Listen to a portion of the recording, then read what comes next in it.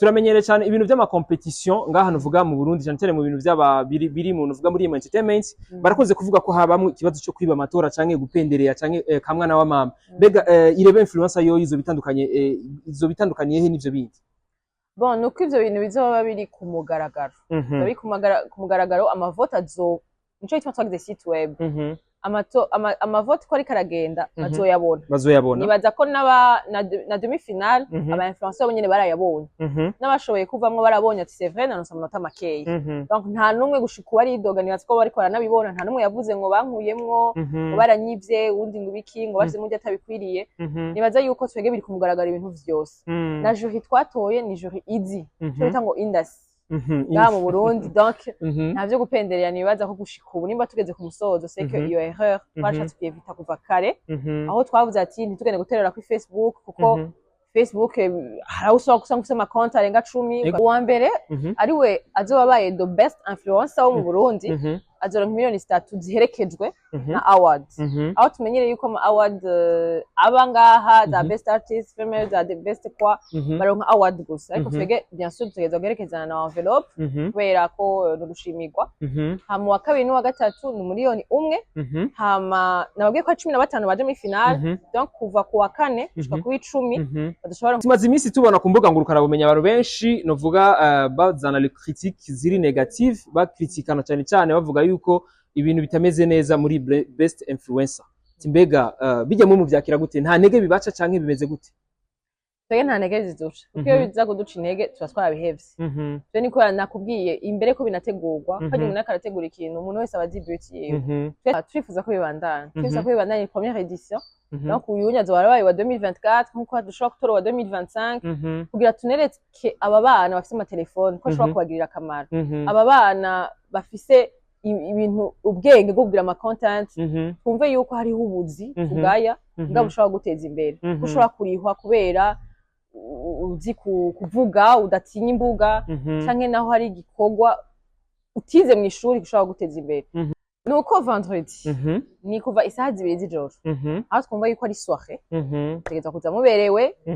kubera ko award ni kintu award turayumva twese ni ahantu haba hasa neza kandi bitanguye saa 2 y'ijoro ni kuvuga yuko urumva ko ari soirée de gala hama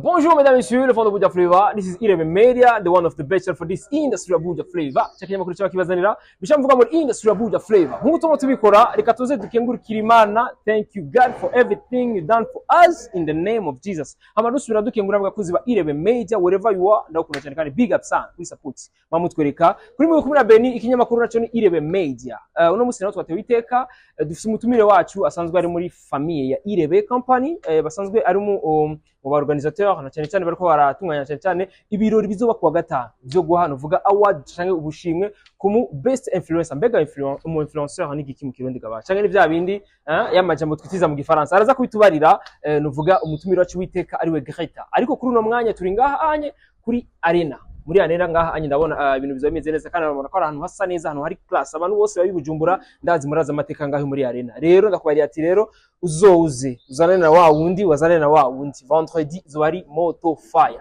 Greta ni sawa biraza neza cyane gose umunsi ubona uko ugenda guteka Greta genze neza cyane iyi klima yiyo mu gisagara cha Bujumbura ni gute kazubu no musikate ewe kashavuye ubuhanza nubwo atabwumfise muri saza Imana ishimwe ko atabwufise ariko sino ni bon sava ego yes twagutumiye nka umuntu uvuga nk'umwe muko murategura nuvuga best influencer na cyane mbega preparation kwigena gute mbega bigeze he mu kwitegura murakoze cyane ni kikorwa cyari kimaze amezi arenga 3 kiko kirakogwa donc aho tugeze ico bita ku musozo aho kuwa gatanu tuzomenya umwe mu bariko baratogwa mu batanguye kino gikorwa bari 20 ariko umwe akazomenyeshwa itariki 13 kuwa gatanu hano muri arena uwa mbere azomenyeshwa itariki 13 vendredi muri arena aho bari 25 ngiye batangura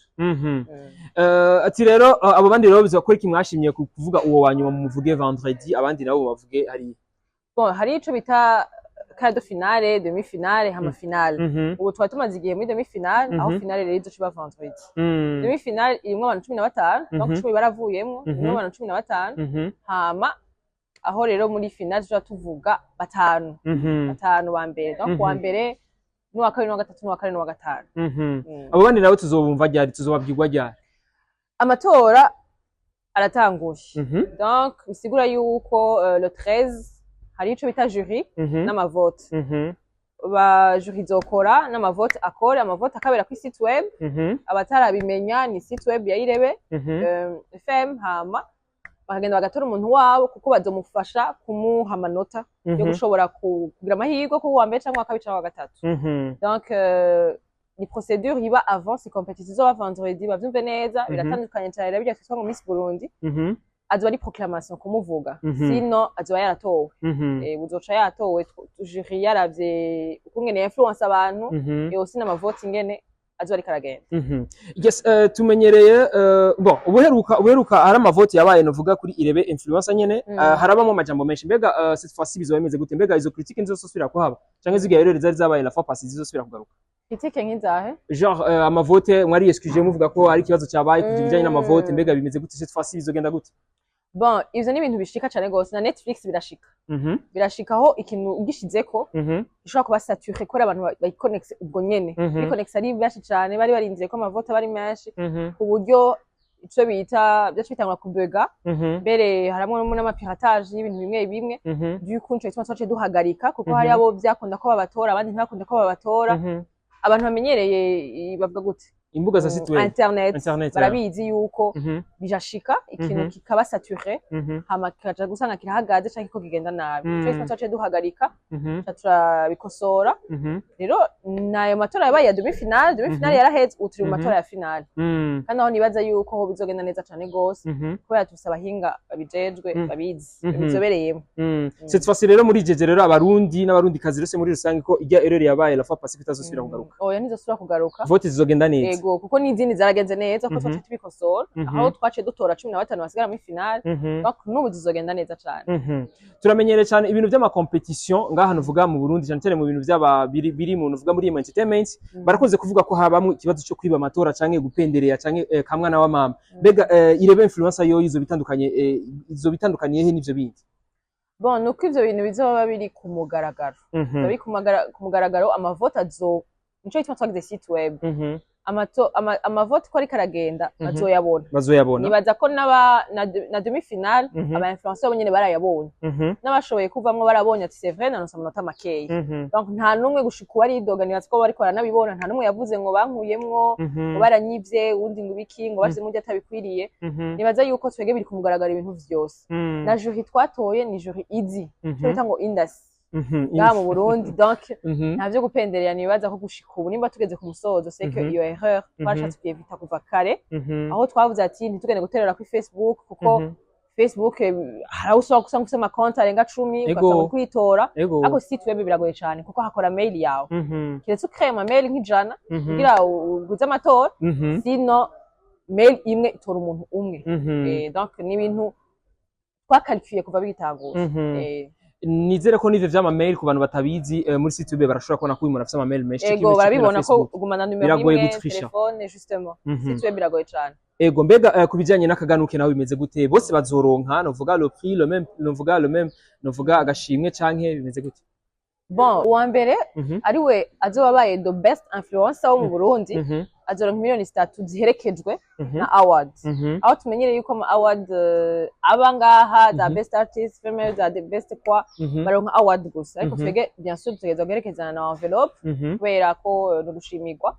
Hama wa kabiri n'uwa gatatu ni miliyoni 1, hama nababwiye ko 15 baje muri finale, donc kuva ku wa kane gushika ku 10 badushobora nka 500,000 envelope.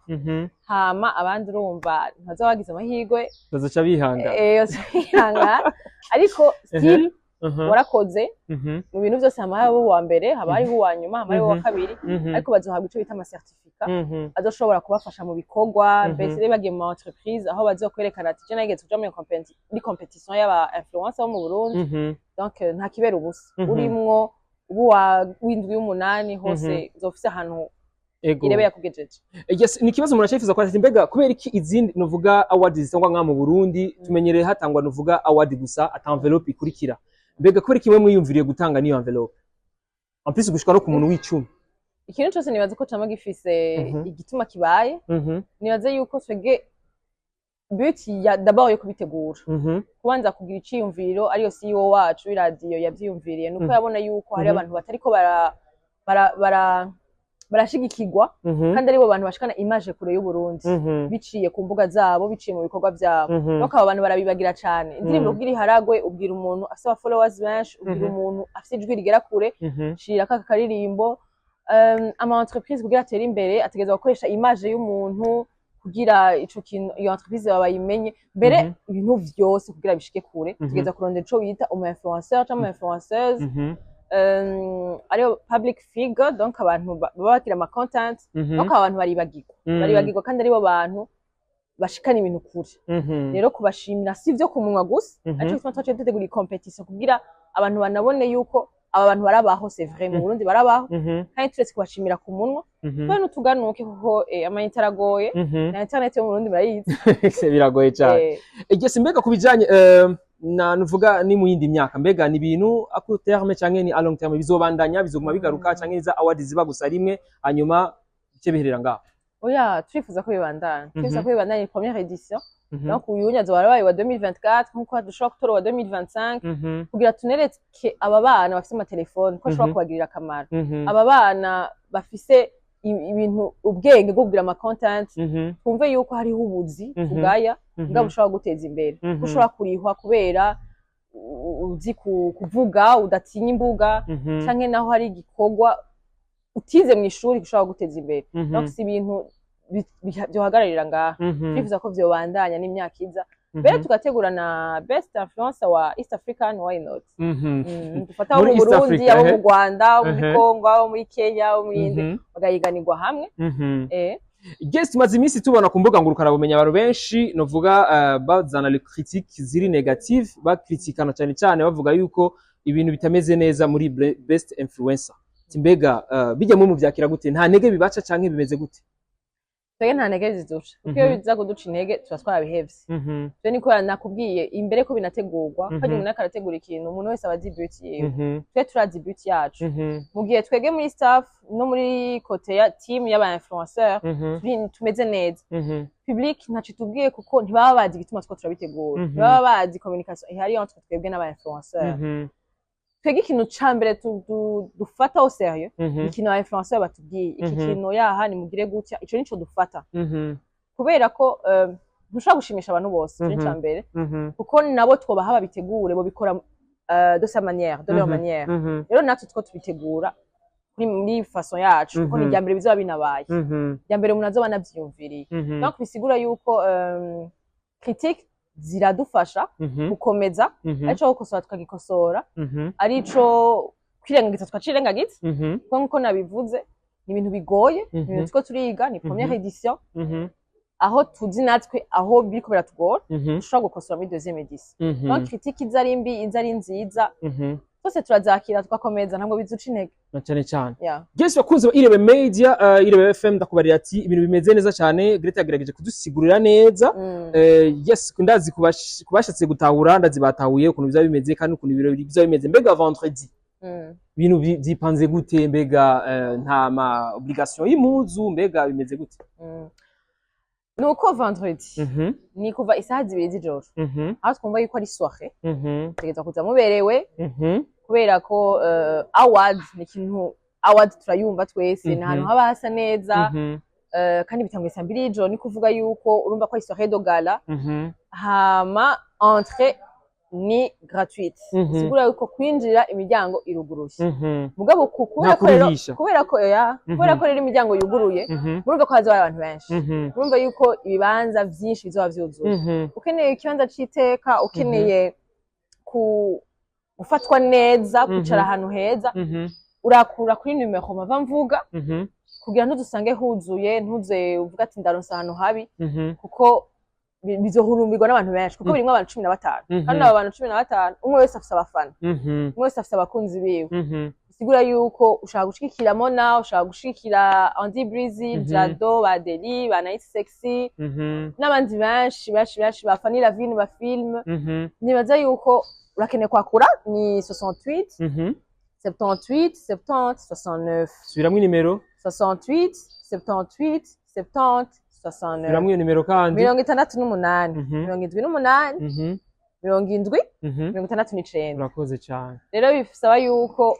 guhera no mwanya uri kuraraba kino kiganiro hamagara amameza aracahari ntaco bisaba atari uko ureserva hama tukaraba ko kuko nibaza ko Arena abantu barahazi abatahazi ni avenue iriko ambassade ya Congo ni y'u Rwanda iri kuva kuri polyclinique hama murahawe ikaze rero sambiri wizotanga portail twatwugaye 10 minutes après twatwugara kubera ko murumva yango yuguruye acaba stade donc baze banyaragasa ntibaciye nimufise ubwo ko haba akajagari nuvuga abantu vuga abantu benshi hakaba akajagari kuko magize nuvuga entrée ari free. Bon nibaza yuko ubwo abantu buzura mukabura yo mubashira nico gituma ushaka ko wa réserve table nta nkeka nubwo woza sambiri na nusura urayisanga ariko si ngombwa yuko abantu bose ngo ndumuntu umwe ngo ntegurira ngo intebe imwe ha réserve abantu b'amatable ni kuvuga abantu barenga bane barenga banati ntegurira imeza hama les détails turazikubwira kuri appel mbere urashobora kuri kurankurikirana uzatingiye muri Arena gusa gutera akavuyo izo nibaza yuko consommation zo muri Arena turabizi ico zo muri Arena turabizi bashaka kukubwira ati mbere ko winjira kumugura na zibiri no kushoboye kuzigura umukiriya wese arahawe ikaze kabisa. Guys twaze byinshi babidusiguriye nuvuga nibizo vendredi wagerageje kwidusigurira neza umuntu acifuza ko mbega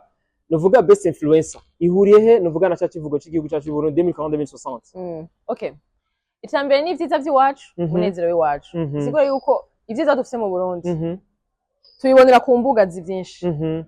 aba ba influenceurs barimwo cyangwa influencers barimwo barakumbuza cyane abantu batabanga mu Burundi ngene mu Burundi hameze mbega Arena hari umuntu ahaza atarahahonyora kubera imbuga hari umuntu aza amashuha azi amashut kubera imbuga canke ibindi bintu bishoboka canke ama radio canke ibiki donc nibaza yuko ivyiza by'iwacu no munezero wacu biratuma turyoherwa biratuma tugira donc vision 20 40 20 60 ni bahimiye cyane kuri tourisme rero nibaza ko aba influenceurs bari mu bantu bariko baratuma tourisme mu Burundi igera kure ko nibo baguma banavyerekana donc nibaza yuko tuzoguma muri iyo concept hama bumve yuko umuntu wese arimwo no mutabimbajije bumve ko umuntu wese arimwo afise aho influence umuntu wese arimwo afise aho influence twazemo abantu batandukanye si ngombwa ngo ufise aba followers 10,000 uco witwa umu influencer kuko harimwo ba Jado harimwo ba Yan Santana ntubabaze icitwa Instagram babarimwo kuko turabizi ko Jado agiye gutera igiti abajene bamukurikira ni benshi hari umuntu yakunze environnement hari umuntu yakunze gutera ibiti hari umuntu yakunze kugira isuku mibarabara kubera Jado siko hari umuntu yakunze gutamba kubera Andy Breezy donc ni imyuga itandukanye n'abantu batandukanye bakora ibitandukanye barimwo donc abo bose baratuma byiza by'iwacu tubimenye Yes urakoze cyane ariko ikibazo cya nyuma mbega trofe izoha burya wa mbere canke nagushika kuri babandi disi bose bazogenda baronka ga trofe gato gato oye bihawe bose ntizoba byose tuzowa mbere gusa kuko ni the best igikombe kizotwara urya wa mbere yego award Guys bakunzi ba Irebe Media ndabashimira cyane kandi ndagushimire cyane urakoze cyane gose nigiki nuvuga ubarira rero umuntu umukunzi wa Irebe influencer kugira ngo agire nuvuga ya nyoto yo kuzoza vendredi mutumirira cyane cyane ijambo rimwe nuko utohomba ivyo birori ushimutse dushaka kubihomba entrée gratuite twakore kuziya nimero nababwiye kugira muze gushikira aba bajene bacu kandi tunabone yuko umurundi cyangwa umurundi kazi ashobora gushikana igihugu kure biciye mu ngabirano ziwe ico bitangwa amatalo yuko akazi kose ko kubera igira akamaro. Yes bakunzi Irebe Media tuzosubira no gutaha wari kumwe na Beni kuri mikuru kinyamakuru yacu Irebe Media Irebe FM tuzosubira no gutaha tubagira kugira subscribe. Bye bye.